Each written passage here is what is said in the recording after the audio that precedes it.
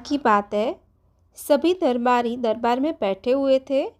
सभी लोग दरबार के अलग अलग पदों एवं मंत्री पदों के बारे में विचार विमर्श कर रहे थे। उनमें से एक मंत्री जो महामंत्री का पद पाना चाहता था, उसने मन ही मन एक योजना बना ली। उसे मालूम था कि बीरबल उससे ज़्यादा बुद्धिमान था, लेकिन फिर भी वह मुख्य सलाहकार का पद पाना चाहता था। एक दिन दरबार में अकबर ने बीरबल की बहुत तारीफ की। यह सब सुनकर उस मंत्री को बहुत गुस्सा आया। उसने महाराज से कहा कि यदि बीरबल मेरे 3 सवालों का उत्तर सही सही दे देता है तो मैं उनकी बुद्धिमत्ता को स्वीकार कर लूँगा, यदि नहीं तो इससे यह सिद्ध होता है कि वह आपका चापलूस है। अकबर को मालूम था कि बीरबल उसके सवालों का जवाब ज़रूर दे देगा, इसलिए उन्होंने उस मंत्री की बात मान ली। उस मंत्री ने 3 सवाल किए। पहला सवाल ये था, आकाश में कितने तारे हैं। दूसरा सवाल यही पूछा कि धरती का केंद्र कहाँ है।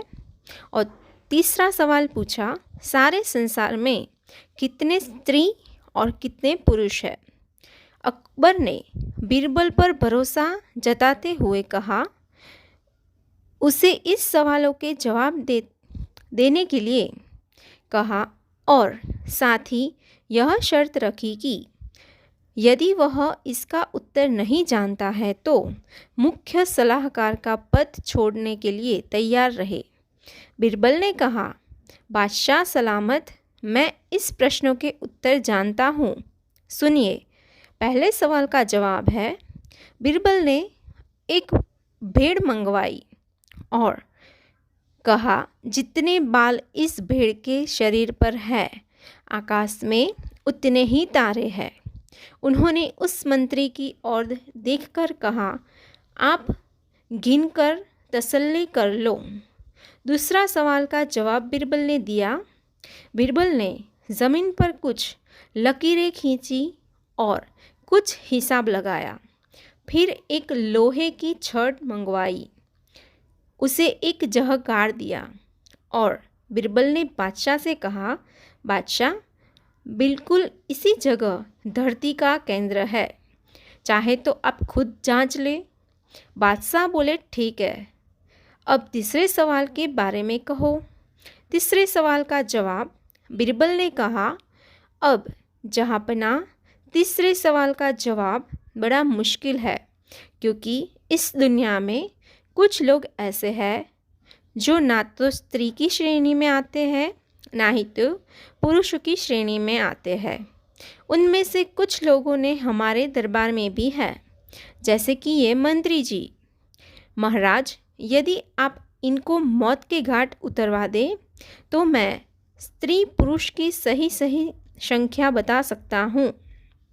अब मंत्री जी सवालों का जवाब छोड़कर थर थर काँपने लगे और महाराज से बोले, महाराज, बस मुझे मेरे सवालों का जवाब मिल गया।